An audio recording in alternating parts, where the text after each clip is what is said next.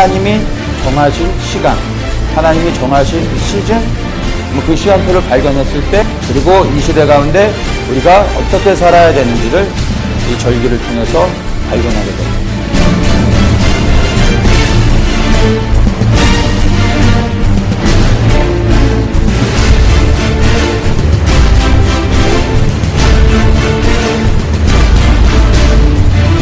근데 그리스도인들이 이 안식의 의미를 놓쳐버렸어요. 우리는 그리스도 안에서 유대인의 절기를 회복할 때 부활의 생명을 가지고 시작하여서 이 날을 바라보면서 살아가야 됩니다.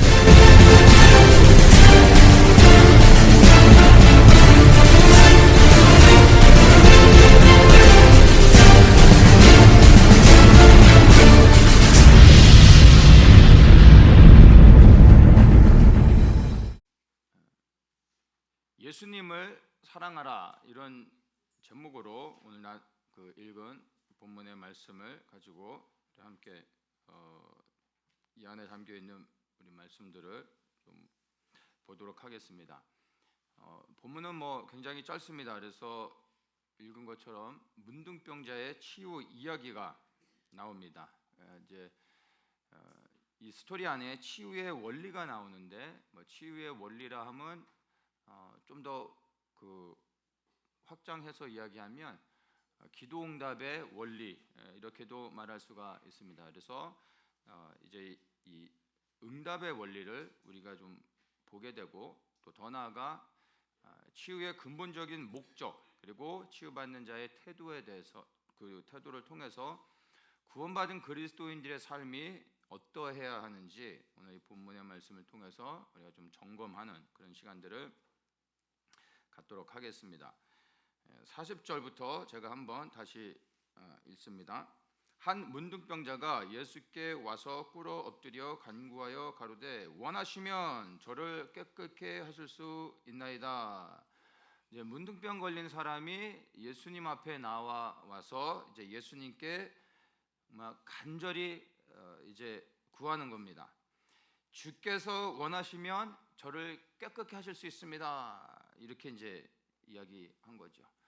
이 말을 좀 다르게 이야기하면요, 주님이 원하시면 저는 치유됩니다. 이런 말인 것입니다.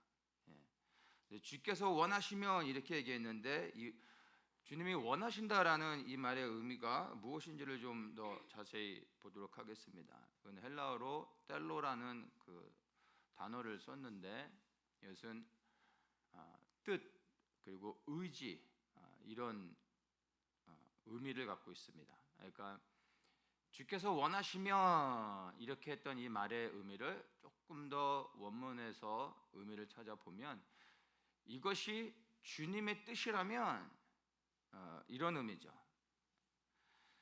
ESV에서도 이렇게 이야기합니다. If you will, you can make me clean.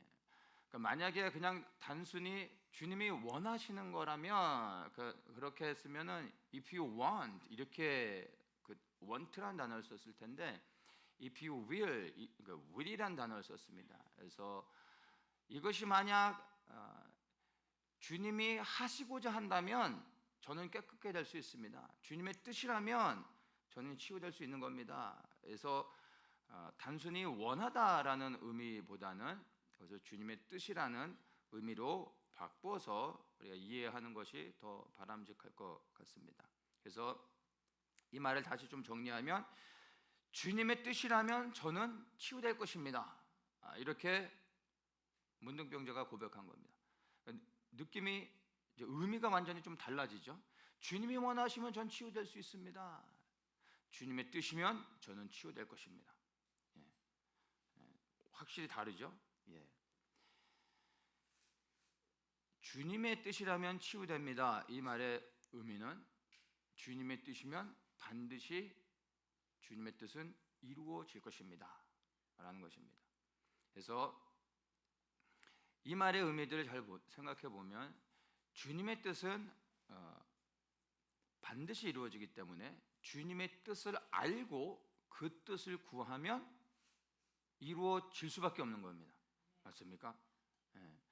내가 어떻게 기도해야 응답을 받을 수 있는가 많이들 고민하지 않습니까? 근데 어떤 응답되어지는 방법을 많은 사람들이 성경 안에서 어떻게 하면 주님의 마음을 혹하게 해서 내 기도 응답을 받을까?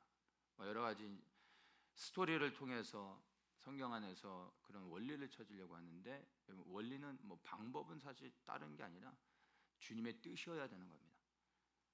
그래서 주님의 뜻을 구하면 그 뜻은 반드시 이루어질 수밖에 없는 겁니다. 그러니까 나의 원함을 따라 기도하는 게 아니라 주의 뜻을 따라 기도할 때 응답받는 비결이 되는 것입니다. 그래서 주님의 뜻을 아는 게 너무나 중요합니다. 주님의 뜻을 딱 분별하고 나면 그 다음에 담대하게 구할 수 있습니다. 뭐냐면 주님의 뜻이기 때문에 구하는 자도 담대하게 구할 수 있을 뿐만 아니라 이 뜻은 반드시 이루어진다는 것을 알기 때문에 더욱더 확신 가운데 구할 수 있는 것입니다. 그래서 나의 원함을 따라 기도하면 안 되고, 그렇게 기도하지 마시고 주님의 뜻을 분별하고 그 뜻을 따라 기도할 수 있어야 한다는 것입니다. 그런데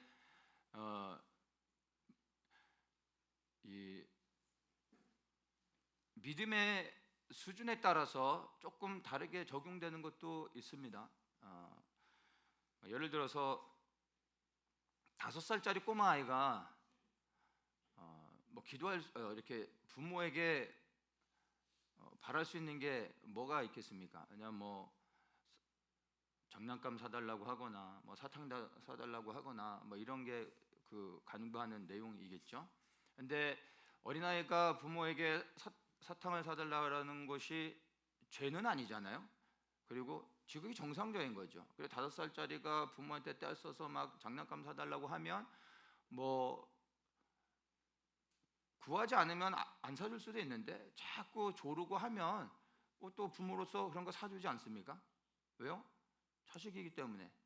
5살짜리가 그럼 장난감을 구하지 다른 걸 구하겠습니까? 그래서 그런 걸 주지 않습니까? 그런데 이 5살짜리가 한 이제 10살만 넘어가서 15살만 돼도 15살 된 자녀가 장난감 자꾸 사달라고 그러면 뒤통수 한 대 맞는 거예요. 정신 차리라고 하고. 그렇지 않습니까? 왜 그러죠? 이미 장난감을 구하기에는 나이가 너무 많아버린 거예요. 그런 거 구하면 혼나는 겁니다. 5살짜리는 혼나는 게 아니에요. 그렇죠? 우리가 신앙생활을 하지만 여러분 신앙생활에도 연륜이라는 게 있습니다. 모태신앙이라고 해서 신앙이 좋은 게 아니라 신앙생활 오래 했다고 연수로 자랑할 수 있는 건 아니고 영적인 성장을 이루어야 되는데 영적으로 어린아이들이 있습니다. 영적으로 정말 어린아이들은요 여러분의 나이와 상관이 없습니다. 여기에도 나이는 다 제각각이지만 여러분의 영적인 나이는 또 다른 겁니다. 여러분 영적으로 5살짜리가 뭘 구합니까? 장난감 구하는 겁니다. 똑같습니다. 그래서 영적으로 어린아이가 예수님한테 이것저것 구하면 어지간하면 다 들어주십니다. 그런 시즌이 있어요. 그런 거 경험해보지 않으셨습니까? 주님한테 구하는 것마다 다 받을 수가 있어요. 영적으로 어린아이일 때. 그런데 영적으로 이제 성장하게 되면 성숙해지면 여러분 예전엔 구하면 받았던 것들이 구해도 받지 못할 때가 오게 됩니다. 성숙해지는 겁니다. 그래서 주님이 그런 것들을 들어주시지 않는 겁니다. 그리고 영적으로 성숙해지다 보면 어느 날 내가 너무나 마땅히 구했던 그러한 기도의 제목들이 이제는 더 이상 주님 앞에 구하기가 뭔가 나도 좀 이제 편치 않은, 구하고는 싶은데 구하지는 못하겠고 그렇다니 너무 아쉽기도 하고 이런 시즌이 있습니다. 이제 성장하고 있는 겁니다. 나중에 영적으로 이제 충분히 성장하게 되면 구하는 내용들이 달라지죠. 영적으로 성숙한 사람이 무엇을 구합니까? 하나님의 뜻을 구하게 되어 있습니다. 하나님의 나라와 그 의를 구하게 되어 있습니다. 근데 여러분이 만약에 아직도 하나님의 나라와 의를 구하지 못하고 있으면 영적으로 어린아이인 겁니다. 그래서 여러분이 정말 영적인 나이가 어느 정도 됐는지를 궁금해 하신다면 여러분이 진실되게 주님 앞에 홀로 나아가 간구하는 그 기도의 제목이 어떤 부류의 것들인지를 여러분 스스로가 점검해 보면 여러분의 영적인 나이를 알 수 있습니다. 여러분이 구하는 것들이 이 땅의 것들이고 필요를 채우는 것들에 머물러 있다면 영적으로 5살 수준인 겁니다. 뭐 그게 잘못된 건 아닙니다. 그런 사람들은 그런 걸 구할 수밖에 없는 겁니다. 구하셔도 됩니다. 이거를 부끄러움 없이 구할 수 있으면 어린아이인 거예요. 괜찮습니다. 근데 여러분이 이걸 구하기에는 뭔가 이제는 좀 아닌 것 같은 생각이 듭니까? 그러면 이제 약간 영적으로 사춘기에 들어선 겁니다. 이쪽으로 가기도 뭐하고 이쪽으로 가자니 그것도 안 되겠고. 그럴 때는요 뒤로 물러설 수는 없습니다. 믿음이 더 성숙하셔서 이제 구하는 것들이 달라져야 되는 겁니다. 그래서 나중에는 여러분들 모두가 다 영적으로 성장하셔서 하나님의 뜻을 구할 수 있기를 원합니다. 그러나 혹시 지금 만약 여러분이 영적으로 어린아이라면 그런 걸 구하셔도 됩니다. 그리고 꼭 영적인 어린아이만 필요를 구하는 것은 아니고 때로는 우리가 상황에 따라 필요에 따라 하나님 앞에 구할 수도 있습니다. 내가 나의 필요를 위해 구하는 것이 때로는 하나님의 뜻일 수 있어요. 그럴 때는 담대하게 구할 수 있어야 되는 겁니다. 그래서 영적으로 성숙하다고 해서 밥 안 먹고 사는 거 아니지 않습니까? 그래서 이제 이런 것들을 잘 분별하며 하나님의 뜻을 구하기도 하고 그 하나님의 뜻 안에서 나의 필요를 구할 수도 있는 겁니다. 근데 이거를 어린아이처럼 다 섞어서 그냥 온전히 그냥 육적인 것들로만 구한다면 어린아이의 수준에 있겠지만 성숙하면 이런 것들을 잘 분별할 수 있어야 됩니다. 그래서 중요한 것은 여러분 나의 원함을 따라 기도하는 인생이 아니라 이제는 영적으로 성숙해져서 여러분의 신앙생활이 여기서 1년, 2년 된 사람은 없지 않습니까? 잘하셔야 돼요. 근데 영적으로 성장하지 않는 사람들을 우리는 기형아라고 합니다. 영적인 기형아들이 오늘날 교회 안에 질비합니다. 일평생 구하는 기도, 그리고 구하여도 감사합니까? 구하면 또 다른 걸 구하죠. 세상의 것들을 구하는 사람들, 그것으로 인하여 또 얻고서 또 다른 것을 구하는 그런 사람들 보면요 일평생 끊임없이 구합니다. 아십니까? 영적인 기형아들 주님 보실 때 어떨까요? 내가 구하는 모든 것을 다 얻었다 할지라도 주님 앞에 섰을 때 주님께서 인정해 주시겠냐고요. 정말 우리가 영적으로 성숙한 사람들이라면 무엇을 기도해야 될지 여러분이 아시는 겁니다. 그래서 정말 내 필요를 따라 나의 원함으로 기도하는 것이 아니라 정말 주님의 뜻이 무엇인지 분별하고 그 주님의 뜻을 구할 수 있는 분들 되시길 주님의 이름으로 축원합니다. 그다음에 주님의 뜻이 무엇인지를 한번 살펴보겠습니다. 시편 107편 8절부터 15절까지 제가 한번 천천히 읽겠습니다. 여호와의 인자하심과 인생에게 행하신 그 기이한 일을 인하여 그를 찬송할지로다. 저가 사모하는 영혼을 만족해 하시며 줄인 영혼에게 좋은 것으로 채워 주심이로다. 사람이 흑암과 사망의 그늘에 앉으며 곤고와 쇠사슬에 매임은, 이 구절이 뭡니까? 바로 예수 그리스도를 알지 못하는 이 땅의 모든 사람들의 영적인 상태를 말해주는 것입니다. 이들이 하나님의 말씀을 거역하며 지존자의 뜻을 멸시합니다. 왜 흑암과 사망의 그늘에 앉고 공고와 쇠사슬에 매이게 되었습니까? 아담의 불순종으로 인하여 이 땅의 모든 사람들이 바로 죄의 저주 아래 들어가게 됐습니다. 모든 사람들이 사망을 당하게 됐고 그 사망과 함께 이 땅의 모든 저주들이 들어와 우리가 그 고통 안에 살아가고 있음을 이 시편의 말씀에서 정확하게 이야기해주고 있습니다. 이것이 그리스도를 알지 못했을 때 우리의 인생이었다라는 것입니다. 12절에 그러므로 수고로 저희 마음을 낮추셨으니 저희가 엎드러져도 돕는 자가 없었도다. 예수 그리스도를 알지 못했을 때 우리의 인생인 것입니다. 이에 저희가 그 근심 중에 여호와께 부르짖음에 그 고통에서 구원하시되, 하나님께 부르짖는다는 게 무엇입니까? 예수 그리스도를 통하여 이제 하나님 앞에 담대히 나아갈 수 있는 은혜를 입었다라는 것입니다. 그리스도를 통하여 구원을 받은 사람들이 이렇게 예수 그리스도의 이름으로 부르짖어 기도할 때 우리를 그 고통 가운데서 건져내 주신다라는 것입니다. 어떤 고통 가운데서요? 바로 흑암과 사망의 그늘에서, 곤고와 쇠사슬에서 우리를 끊어 자유케 해주시는 그 구원을 우리에게 허락해 주셨다라는 것입니다. 지금 우리는 그러한 자유 가운데 사망에서부터 구원을 받았을 뿐만 아니라 모든 이 땅에 우리를 묶고 있는 저주의 쇠사슬을 끊어주셨다라는 것을 여러분들이 기억하셔야 되는 겁니다. 그래서 흑암과 사망의 그늘에서 인도하여 내시고 그 얽은 줄을 끊으셨도다. 이게 바로 예수 그리스도를 믿는 우리들에게 주신 하나님의 축복의 말씀인 것입니다. 여호와의 인자하심과 인생에 경하신 기이한 일 인하여 그를 찬송할지어다. 이렇게 선포하고 있습니다. 여기에 하나님의 뜻이 무엇인지를 너무나 분명하게 우리에게 말씀해 주고 있습니다. 흑암과 사망의 그늘에 덮여서 공고와 쇠사슬에 매여 고통당하고 있었던 우리의 인생을 이제 그리스도의 보혈의 피로 죄를 사해 주시고, 그리고 사망으로 우리 안에 들어온 모든 이 땅의 저주들, 특별히 질병들, 수많은 문제들, 이런 것들을 우리를 묶는 그 모든 사슬을 다 끊어 주셨다라는 것입니다.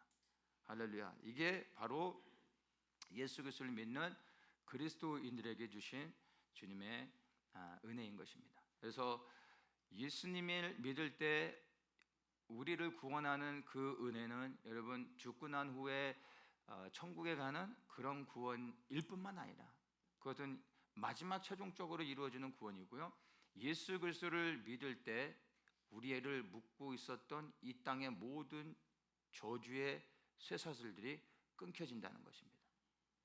치유가 일어난다는 겁니다. 여러분, 이 땅의 모든 질병도 죄의 결과로 인하여 우리 안에 들어온 것입니다. 모든 질병들, 그리고 우리 안에 있는 모든 그 마음의 상함과 감정들, 우리를 무너지게 하는 모든 것들, 모든 이 세상에 존재하는 문제들이 다 죄의 결과로 오는 것입니다. 근데 많은 사람들이 예수 그리스도를 믿음으로 구원을 받았다고 할 때 죽은 다음에 가는 천국만 소망하는 사람들이 많습니다. 그리고 여전히 세상을 살아가면서 묶여있는 죄의 사슬들 가운데서 자유케 되어지는 것을 알지 못하고 깨닫지 못하니까 구하지 못하게 되죠. 묶여 살아가는 것을 당연하게 여기고 예수 그리스도를 믿으면서도 여전히 죄의 사슬 가운데 묶여서 사망의 그늘 가운데서 살아가는 사람들이 너무나 많다는 겁니다. 그런데 여러분, 그렇지 않습니다. 예수 그리스도를 믿을 때 우리를 모든 죄의 저주로부터 자유케 해주십니다. 질병으로부터 자유케 해주십니다. 우리의 마음의 모든 무거운 것들, 우리를 두렵게 하는 것들, 염려와 걱정과 근심과 내가 해결할 수 없는 이 땅에 묶여진 수많은 문제들을 주님께서 한순간에 우리를 자유케 해주실 수 있다는 걸 믿으셔야 됩니다. 오늘 말씀이 이것을 우리에게 분명히 얘기해 주고 있습니다.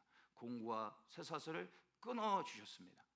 여러분, 구원은 지금 이 시간 예수님을 믿을 때 바로 지금 이 시간 우리가 경험해야 되는 것입니다. 죽고 난 다음에 그 구원이 우리에게 임할 것을 막연한 믿음으로 붙잡는 것이 아니라 지금 내 삶 속에서 구원을 경험할 때 내 인생의 마지막 날, 내가 이 죄된 육신을 벗는 날 주께서 나를 온전케 하실 것을 더욱더 확신할 수 있는 것입니다. 지금 여러분을 묶고 있는 여러 가지 흉악의 결박들이 있습니다. 그것들을 예수 그리스도의 이름으로 끊어내셔야 됩니다. 그걸 어떻게 끊어냅니까? 여기에서도 얘기하잖아요. 그 근심 중에 여호와께 부르짖음에 그 고통에서 구원하셨다. 어떨 때 그 고통에서 구원하셨다고 말합니까? 부르짖을 때, 하나님의 뜻이 무엇인지 알고 그것을 부르짖을 때 그 고통에서 건져내 주셨다라고 말합니다. 하나님의 뜻을 믿고 눈만 껌뻑껌뻑거리면서 바라봤더니 구원해 주시는 게 아니라 하나님의 뜻을 깨닫고 분별하여 그 뜻을 구할 때 죄의 사슬에서 우리를 자유케 해주신다라는 겁니다. 그래서 하나님의 뜻을 아셔야 됩니다.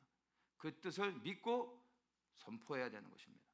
그러면 지금 여러분을 묶고 있는 모든 흉악의 결박들로부터도 자유케 되어질 수 있다는 것을 여러분 믿으시고 그리고 그걸 믿음으로 선포하시는 분들 되시길 주님의 이름으로 축원합니다. 그래서 죽고 난 다음에 가는 이제 천국만 생각하지 마시고 그것만이 구원이 아닙니다. 치유 또한 이 땅에서 우리가 누려야 될 구원이라는 것을 기억하시고 그 치유를 위해 이 치유뿐만이 아니라 여러분들에게 이 치유를 대신하여 다른 것들로 여러분들이 대입을 시켜서 믿음으로 선포할 수 있는 것입니다. 그러한 것이 바로 하나님의 뜻입니다. 치유가 하나님의 뜻이고 회복이 하나님의 뜻이고 온전케 되어지는 것이 하나님의 뜻이라는 것을 아시고 그러한 치유의 구원을 비롯하여 여러분을 자유케 하시는 그 구원의 은혜를 누리시기를 축복합니다. 41절을 보겠습니다. 예수께서 민망히 여기사 손을 내밀어 저에게 대시며 가라사대 내가 원하노니 깨끗함을 받으라. 문둥병자가 주님이 원하시면 제가 깨끗게 될 수 있습니다 라고 주님을 찾아 간구할 때 이제 예수님께서 말씀하시는 겁니다. 내가 원하노니 깨끗함을 받으라. 그러니까 이 말은 나의 뜻이니 너는 치유될 것이다 이런 의미겠죠. 그래서 40절에 주께서 원하시면 저를 깨끗게 하실 수 있습니다. 41절에 내가 원하노니 깨끗함을 받으라. 원하시면 원하노니 이 원한다라는 이제 단어가 두 번 나옵니다. 자, 이 40절에 원하시면과 41절에 원하노니 이게 뭐 다 같은 의미죠. 그런데 다 같은 뜻인 것 같지만 사실은 다른 의미를 갖고 있습니다. 40절에 주께서 원하시면 저는 치유될 겁니다 라고 할 때 여기서 말씀하시는 주께서 원하시면 이 40절에 원하시면은 보편적인 주님의 뜻을 말하는 겁니다. 보편적인 주님의 뜻이라는 게 뭡니까? 예수님께서 이 땅의 모든 영혼들을 구원하기 원하십니다. 맞습니까? 이게 보편적인 구원입니다. 예수님은 이 땅의 모든 사람들을 다 구원하실 수 있습니다. 구원하기 원하십니다. 이게 보편적인 구원입니다. 그러나 이 땅의 모든 사람들이 구원을 받습니까? 그렇지 않습니다. 뭐 어떤 사람들을 구원하십니까? 믿음으로 예수 그리스도의 구원에 반응하는 사람들이 그 보편적인 구원이 나에게 실제가 되어져서 개별적으로 내게 역사하게 되는 것입니다. 그래서 이 보편적인 구원과 실질적인 나에게 적용되어지는 이 개별적인 실제적인 구원이 되기 위해서는 중간에 나의 믿음이 반드시 작동을 해야 되는 것입니다. 아무리 주님께서 이 땅의 모든 영혼들을 구원하기로 작정하셨다 할지라도 우리가 예수 그리스도의 그 구원의 역사에 반응하지 않으면 결코 그 구원이 우리에게 실제가 되지 않는다는 것을 여러분이 아셔야 됩니다. 세상에 수많은 사람들이 그리스도의 구원을 거부하며 살아가고 있습니다.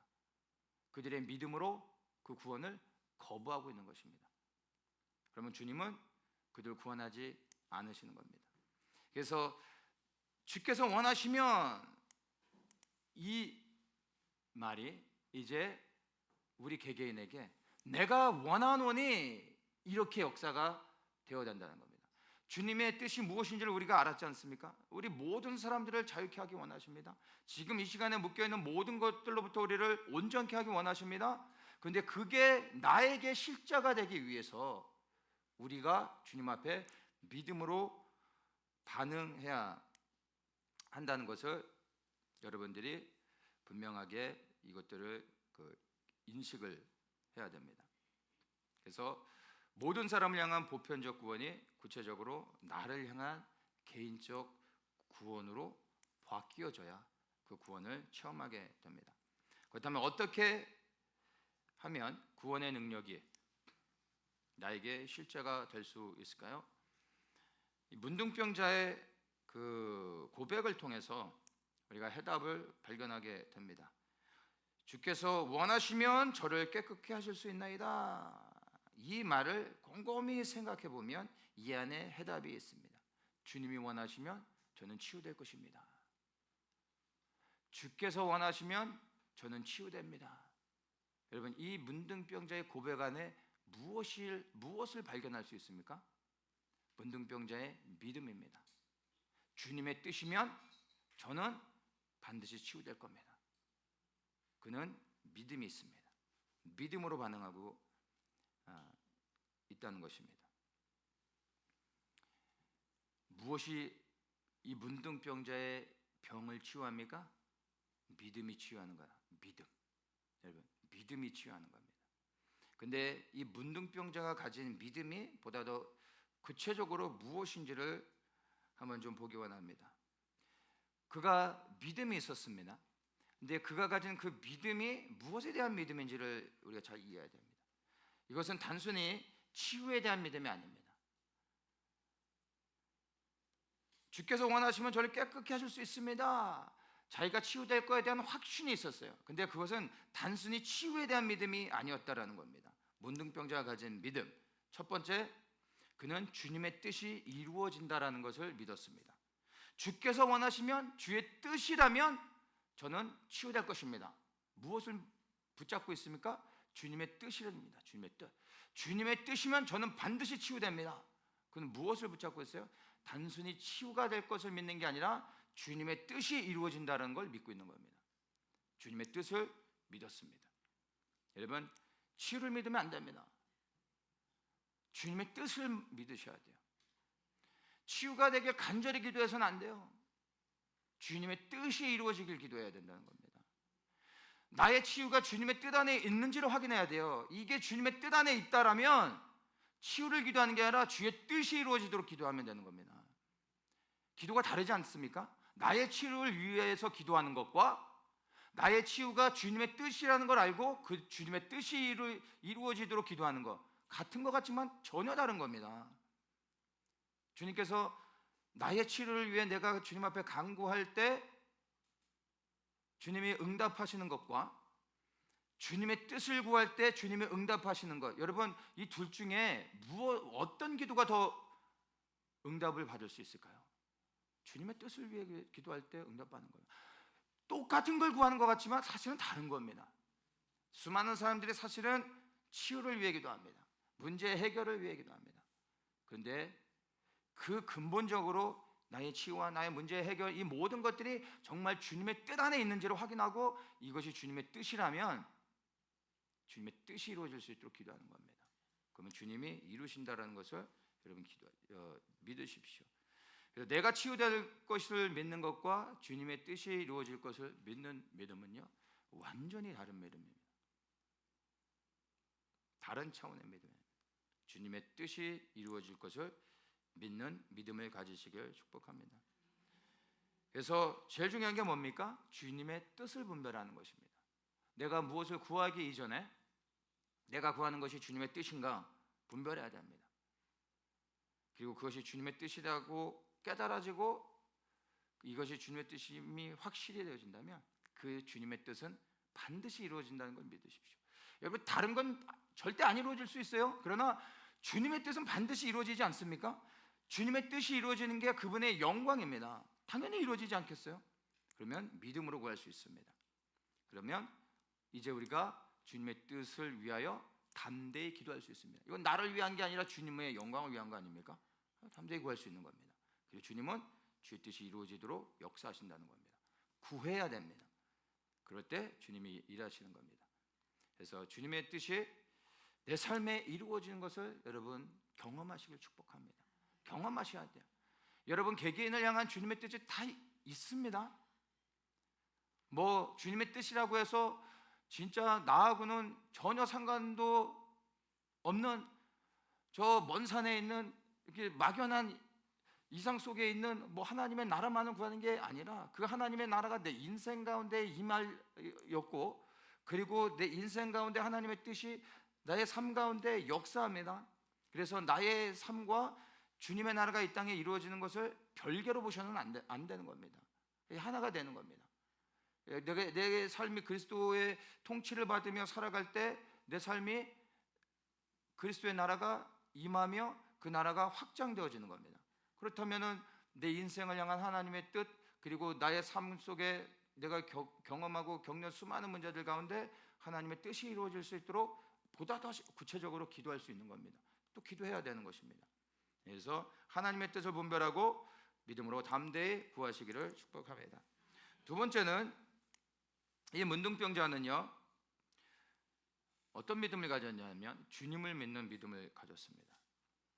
그는 치유를 믿은 것이 아니라 사실 예수님을 믿었습니다.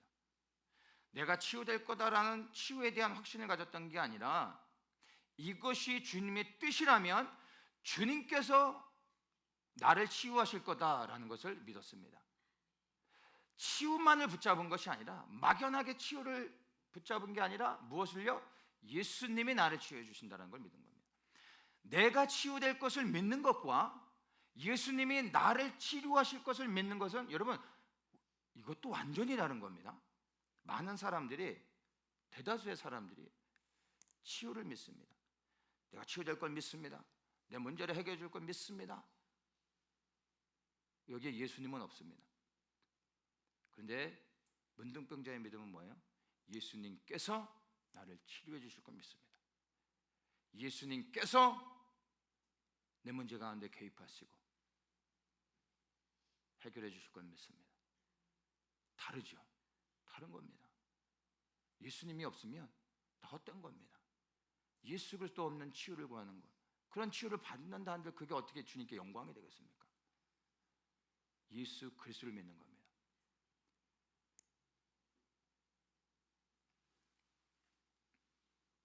치유를 붙잡으시면 안 됩니다. 예수님을 붙잡으셔야 됩니다.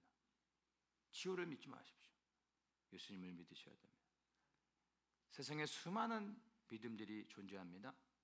그런데 우리를 죄와 사망의 권세로부터 그리고 모든 공고와 쇠사슬에서 자유케 해줄 수 있는 것은 오직 예수 그리스도를 믿는 믿음밖에 없음을 기억하십시오.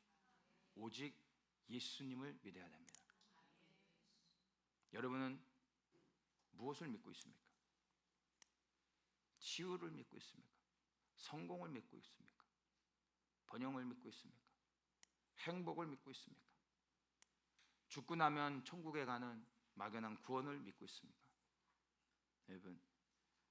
여러분이 믿고 있는 것 가운데 근본이 예수 그리스도가 아니라면, 그리스도를 근본으로 삼아 믿는 것이 아니라면 여러분 다 헛된 것입니다. 오직 예수님을 믿으시길 축복합니다. 주님을 믿고 주님의 뜻을 구할 때 주께서 비로소 이루시는 겁니다. 그래서 주님의 뜻을 알고 주님의 뜻을 구하는 것도 중요하지만 사실 그거보다 더 근본적인 건 뭐예요? 주님을 믿는 것입니다. 주님을 믿기 때문에 주님의 뜻을 구하는 것이고, 그리하여 주님의 뜻을 구할 때 주께서 이루시는 것입니다. 그래서 모든 것이 예수 그리스도임을 기억하시고 여러분의 믿음의 중심에 예수 그리스도를 세우시기를 축복합니다. 42절 보겠습니다. 곧 문둥병이 그 사람에게서 떠나가고 깨끗해진지라 엄히 경계하사 곧 보내시며 가라사대 삼가 아무에게 아무 말도 하지 말고 가서 내 몸을 제사장에게 보이고 내 깨끗게 됨을 인하여 모세에 명한 것을 띄어 저희에게 증거하라 하였더니, 그러나 그 사람이 나가서 이 일을 많이 전파하여 널리 퍼지게 하니 그러므로 예수께서 다시는 드러나게 동네에 들어가지 못하시고 오직 바깥 한적한 곳에 계셨으나 사방에서 그에게로 나아오더라. 자, 이 부분은 잘 살펴보지 않으면 그냥 읽고 넘어갈 수 있는 부분입니다. 우리 이 본문을 통해서 치유받은 문둥병자의 태도를 좀 살펴보려고 합니다. 자, 주님께서 이제 그 문둥병자의 믿음을 보시고 치유하셨습니다. 근데 치유하신 다음에 본문에 보니까 예수님이 뭐라고 말씀하셨습니까? 44절에 삼가 아무에게 아무 말도 하지 말고 가서 제사장에게 보여라. 아무에게 아무 말도 하지 마라. 그러니까 신신당부해서 절대 내가 너를 치유했다라는 것을 말하지 말아라. 그냥 제사장에게만 얘기하라. 제사장에게는 왜 얘기하라고 했냐면 당시에 문둥병이 걸렸다가 치유가 되면 반드시 제사장에게 가서 확인을 받아야 됩니다. 제사장이 보고 당신은 이제 문둥병에서 완전히 치유가 됐습니다라고 도장을 찍어줘야 비로소 유대 사회에서 격리됐던 사람이 다시 동네로 들어가 살아갈 수 있게 됐습니다. 그래서 반드시 제사장에게 도장을 받아야 되는 겁니다. 그래서 제사장에게 가서 너가 치유됐다는 것을 확인받고 이제 다시 유대 사회로 들어가라는 얘기였습니다. 그러나 내가 너를 치유했다라는 것에 대해서는 절대로 얘기하지 말아라라고 신신당부하는 겁니다. 아무에게 아무 말도 하지 마라. 이해되십니까? 근데 이 사람이 어떻게 합니까? 그 사람이 나가서 이 일을 많이 전파하여 널리 퍼지게 하니 그러므로 예수께서 다시는 드러나게 동네에 들어가지 못하셨다. 그래 한적한 곳에 계시고 사람들이 예수님께 나오게 됐다. 이렇게 됐습니다. 예수님의 원래의 계획은 뭔지 아세요? 갈릴리 지역의 모든 동네들을 한 군데 한 군데 다 찾아다니면서 예수님께서 직접 그 지역의 모든 사람들을 만나시고 그들에게 복음을 전파하시며 또 복음의 능력을 행하시고 구원하시고 자유케 하시며 병을 고치고 귀신을 쫓아내고 수많은 문제들을 해결하시며 그리고 그들에게 그리스도의 복음으로 영혼을 구원하는 그 일들을 모든 동네마다 예수님이 직접 방문하셔서 그 지역의 모든 사람들을 다 만나기를 원하셨습니다. 이게 주님의 계획이었어요.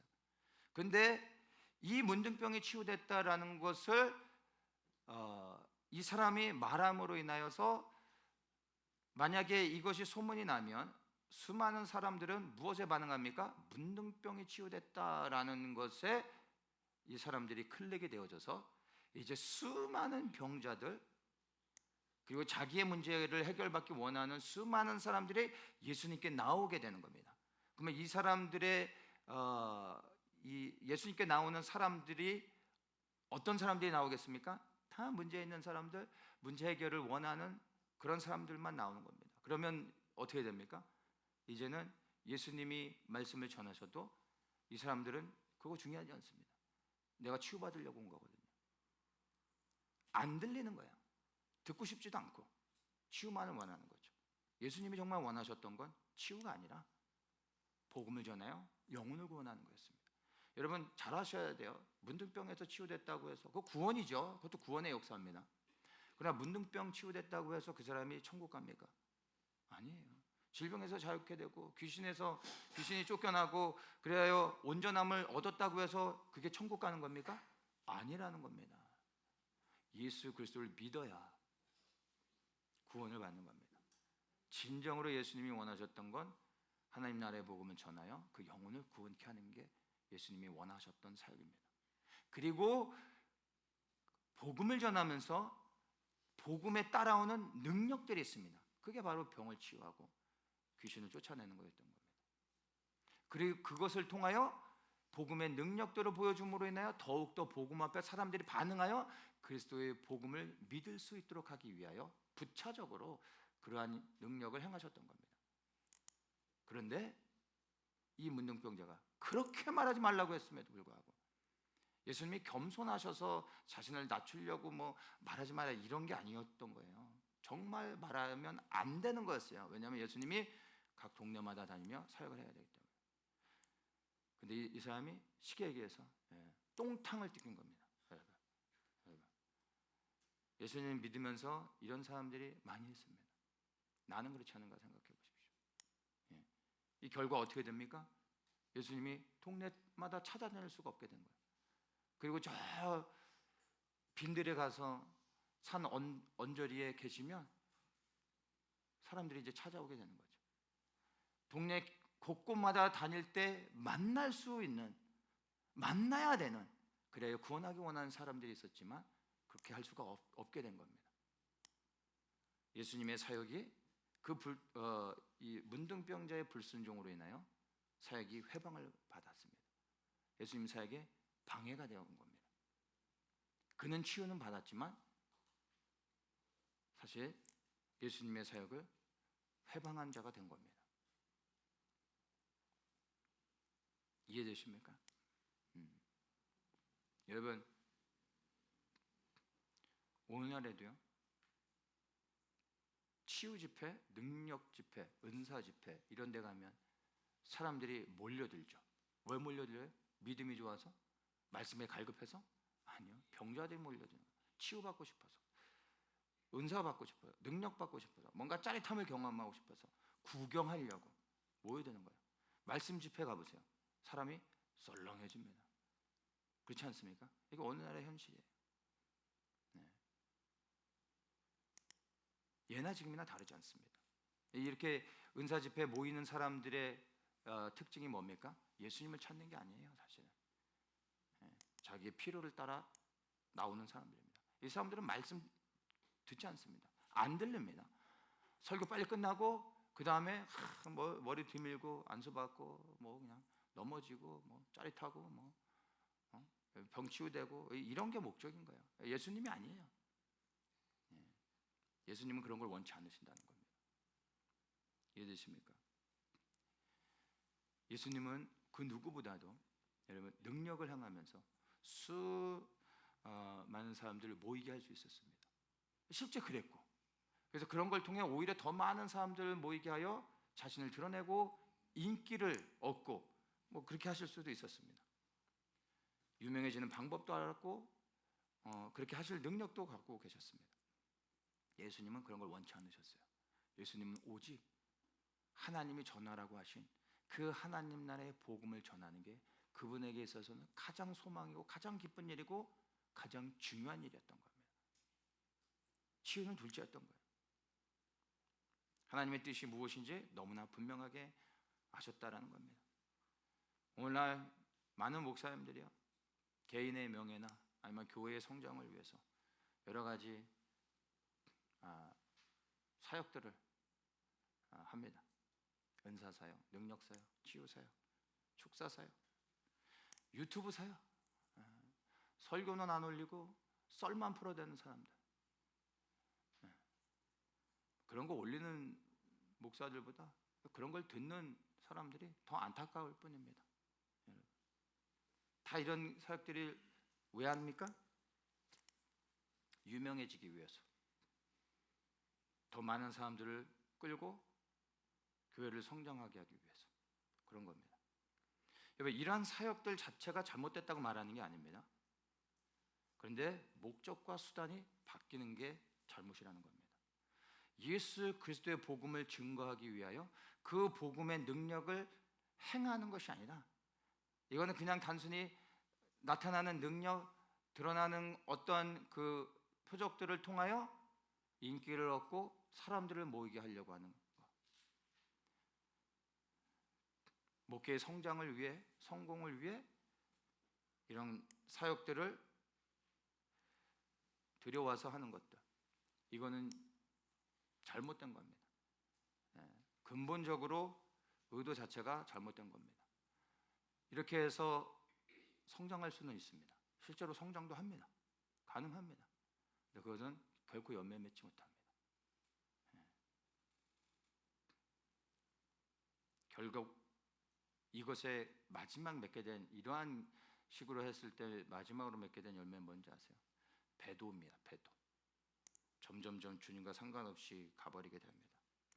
우리가 살아가는 시대는 여러분 그 어느 때보다도 여러분 능력이 필요한 때입니다. 정말 능력이 필요한 때입니다. 역사가 필요한 때입니다. 그러나 여러분, 그럴수록 우리는 더욱더 절제하며 예수님 앞에 나가야 됩니다. 예수님을 찾아야 됩니다.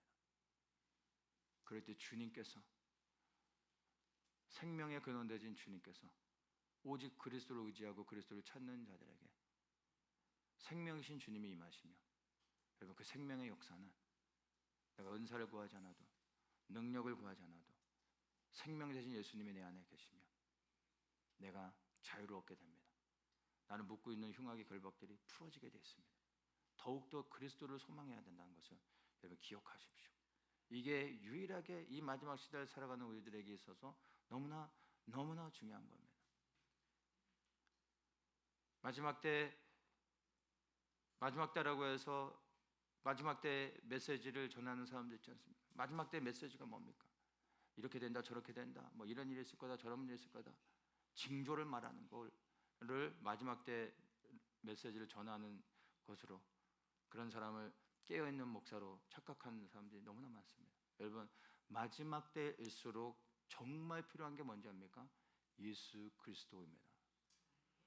마지막 때일수록 정말 우리에게 필요한 건 하나님 나라의 복음입니다. 이게 정말 깨어있는 겁니다. 주님의 재림이 너무나 가까운 이 시대 가운데 여러분 뭔가 더 정보도 알아야 되겠고 안 그러면 뒤처질 것 같고 잘못하면 낙오되거나 혹시나 내가 정보를 몰라서 주님을 배도하거나 주님 앞에 버림받거나 막 이런 염려와 걱정이 있는 사람들이 있습니다. 예수님을 잘 몰라서요. 인격적으로 주님을 모른다는 겁니다. 그런 게 아니에요. 마지막 때가 더 가까울수록 정말 우리에게 필요한 건요 예수님밖에 없어요. 정보 뭘 더 알려고 합니까? 마지막 때 주의 재림이 임박했습니다. 뭐 그거면 됐지 뭘 더 그렇게 알려고 그래요? 네?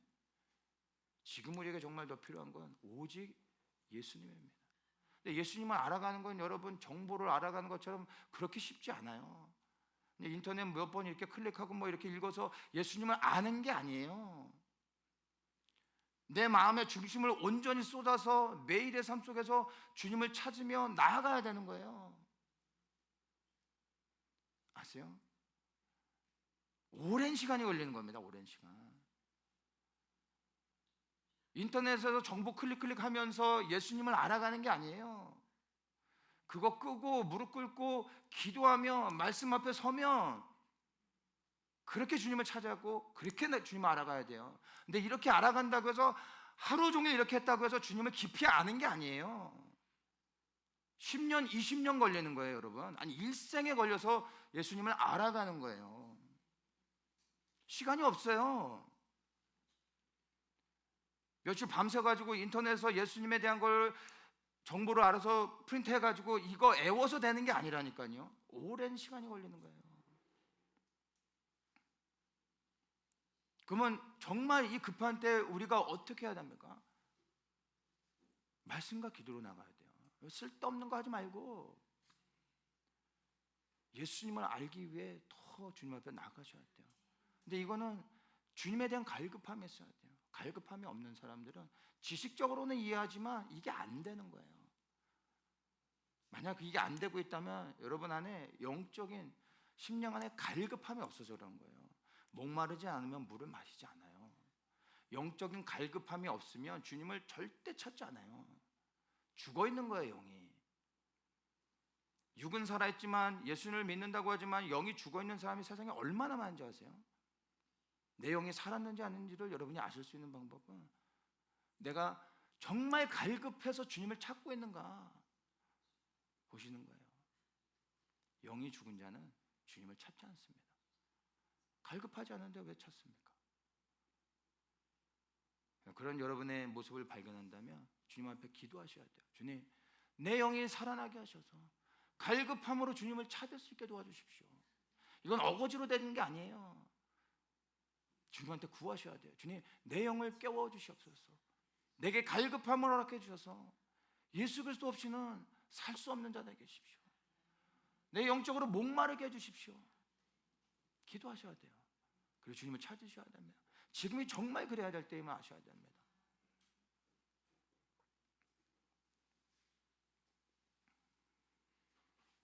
신앙의 본질에서 벗어나면 안 됩니다. 여러분, 오직 예수 그리스도 한 분을 기억하며 주님 앞에 나가시길 축복합니다. 치유받은 문둥병자의 태도를 통해서 우리가 깨달아야 하는 것이 있습니다. 문둥병자는 치유를 받았지만 그는 예수님을 자랑하지 않았습니다. 사람들에게 나 치유됐다, 이걸 자랑한 겁니다. 당시 유대 사회에서는 이 문둥병은 하나님께 저주받았다라는 그런 그 문화적 전통이 있었습니다. 그래서 문둥병이 걸린 사람은 가장 저주받은 자로서 가장 멸시를 당하고 그 지역에서 격리되어서 정해놓은 지역에서만 살게 됩니다. 벗어나는 즉시 돌에 맞아 죽게 됩니다. 그래서 문둥병에서 치유받았을 때 이건 하나님이 치유하셨다라는 믿음이 있게 되는 겁니다. 이 문둥병자가 치유를 받았잖아요.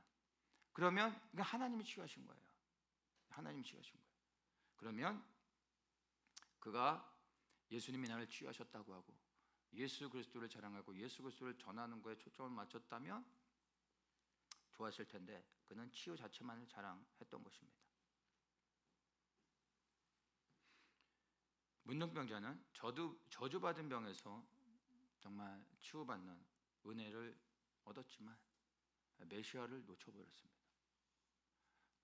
그를 치료하신 분이 예수님이라는 것을 알았다면 치유도 얼마나 큰 감격입니까? 문둥병에서 치료를 받았는데, 그런데 그거보다 더 놀라운 거는 나를 치유하신 분이 메시아 예수 그리스도라면, 내가 메시아를 만났다면 그가 무엇에 더 반응해야 됩니까? 그 다음에 복음이신 예수 그리스도께 반응하며 예수 그리스도께 나오고 예수 그리스도를 전해야 되는데 그에게는 치유가 전부였던 겁니다. 중요한 겁니다, 여러분. 치유는 받았는데 예수님은 놓쳐버렸습니다. 오늘날 우리 안에 이러한 문둥병자와 같은 삶을 살아가는 사람은 없을까요? 주님께서 내 문제를 해결해 주시고 자유케 해주시고 온전케 해주시는 은혜를 입었는데 예수님은 놓쳐버립니다. 내 문제가 해결된 걸로 인해 기뻐하고 즐거워하고 그게 다입니다. 그런 사람이 과연 우리 중에는 없을까요? 여러분에게는 어떤 기쁨이 가장 큽니까?